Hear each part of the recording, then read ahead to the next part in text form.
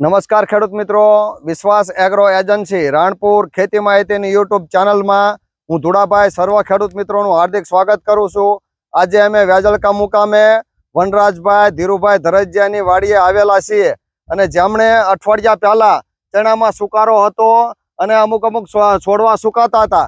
તો કે ભાઈ અમારે આ ચણામાં સુકારો લાગ્યો છે તો શું દવા દેવાય? તો વનરાજભાઈને કીધું ભાઈ આ જે અદામાનું કોપર આવે છે જે માસ્ટર કોપ એ તમે જો વીઘે 200 ml લેખે પાણી સાથે પાવ તો સુકારો નહીં લાગે અને આ ઉપરાંત જાંબુડિયાનો રોગ નહીં લાગે, ત્રાંબિયાનો રોગ નહીં લાગે અને ચણા એકદમ લીલાછમ જેવા થઈ જાય છે।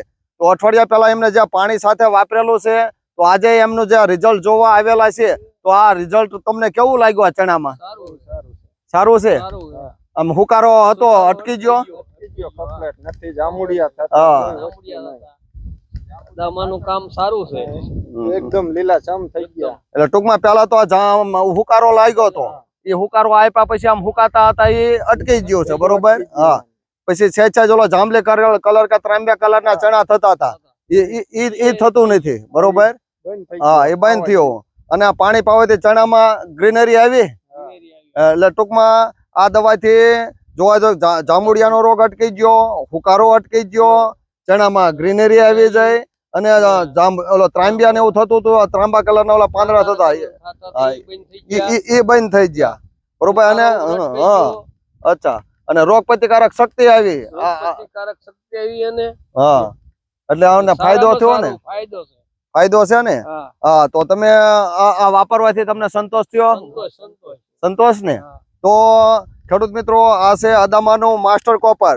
જો ચણામાં તમારે સુકારો અટકાવવો હોય કે તમારે રોગ લાગતા અટકાવવો હોય કે ફૂગજન્ય તમામ પ્રકારના ફૂગજન્ય રોગ અટકાવવો હોય, ચણામાં રોગ પ્રતિકારક શક્તિ વધારવી હોય, ચણા લીલાછમ જેવા કરવો હોય તો વીઘે તમારે અદામાનું માસ્ટર કોપર વીઘે 200 ml વાપરો તો તમારે ઘણો બધો ફાયદો થાય। આ વીઘે કેટલું વાપર્યું તમે? 200 ml વાપર્યું છે અને વાપરવાથી ઘણો બધો ફાયદો થયો ને? 50% ઉપર ફાયદો થયો। આ ચણાની ગ્રીનરી વધી જાય છે અને આમ જોવા જઈએ તો ભડદાતર આમ ભેગા થવા આવ્યા છે। આમ તમે પહેલેથી છેલ્લે સુધી એકદમ આમ લીલાછમ જેવા થાય છે અને આમ ભેગું થતું આવે છે ધીમે ધીમે અને ઘણો બધો ફાલ પણ બેસી ગયો છે। એટલે તમે જો યોગ્ય સમયે યોગ્ય દવા વાપરો તો ઘણો બધો ફાયદો થાય। તો આ વાત હતી અદામાના માસ્ટર કોપરની। તો હવે પછી આપણે નવો વિડીયો બનાવીએ, ત્યાં સુધી અમને રજા આપો। આવજો, આભાર।